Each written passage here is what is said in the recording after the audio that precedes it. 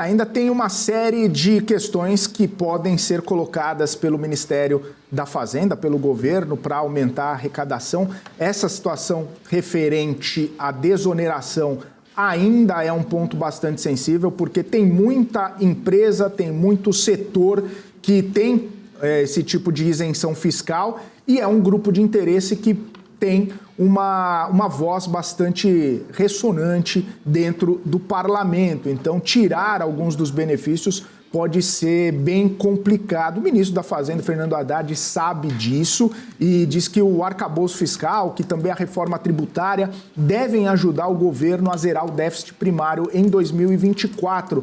Ele voltou a dizer, ainda naquela situação referente às renúncias fiscais, que tudo isso acaba equivalendo a 6% do produto interno bruto brasileiro e que um corte de apenas 25% em todos esses benefícios já seria um bom caminho para equilibrar os compromissos de responsabilidade fiscal. Com o corte, cerca de 1,5% do produto interno bruto brasileiro estariam disponíveis para recompor as receitas. O ministro ressaltou que as renúncias fiscais são favores que o Estado está fazendo para algumas empresas e que não tem nenhum sentido permanecer com essas isenções.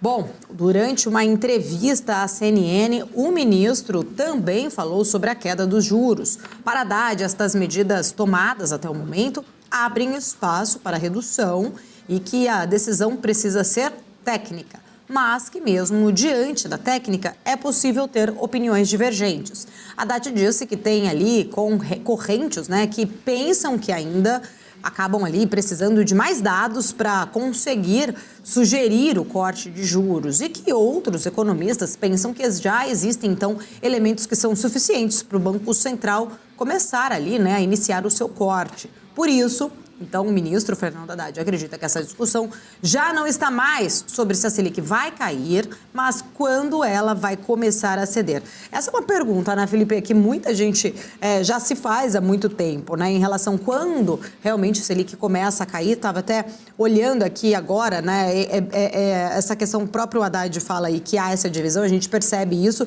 porém tem muitos economistas que acreditam que o Brasil vai ter que aprender a conviver com a inflação e juros mais altos por mais tempo do que gostaria. Pois é, Paula, tem muitos dados ainda que precisam ser analisados, muitos dados que vão sair ao longo dos próximos meses, que vão subsidiar o Banco Central para essa tomada de decisão. A gente tem conversado com vários economistas por aqui, a maioria deles acredita que o juro começa a cair entre setembro e novembro ainda desse ano. A maioria acredita que o juro começa a cair em 2023. Mas tem uma parte ainda dos economistas que acredita que o juro só pode começar a cair a partir do ano que vem. E aí não é nem no primeiro trimestre, já seria no segundo trimestre do ano que vem.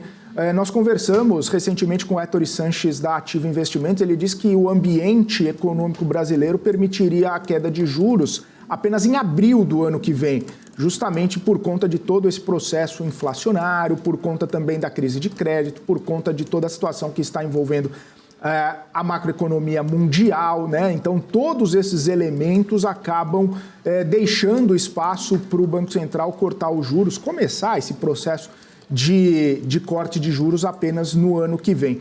E uma questão interessante, que o ministro Fernando Haddad comentou ao longo dessa entrevista é justamente o mesmo fato com visões divergentes, com visões diferentes. Ele falou que existem pessoas que, com o mesmo dado econômico que o Banco Central está analisando, acredita que dá para começar a baixar o juro já na próxima reunião, que acontece no mês de junho. No entanto, o Banco Central tem essa percepção de que ainda precisa de mais dados, que ainda precisa de mais elementos que comprovem a desinflação, o processo desinflacionário, para poder baixar os juros sem ter um repique inflacionário lá na frente. Até porque o próprio presidente do Banco Central falou da resistência, da resiliência dos núcleos de inflação, da inflação de serviço, e isso está bastante claro, pelo menos para o Banco Central, de que são fatores que não permitem, começar essa queda de juros.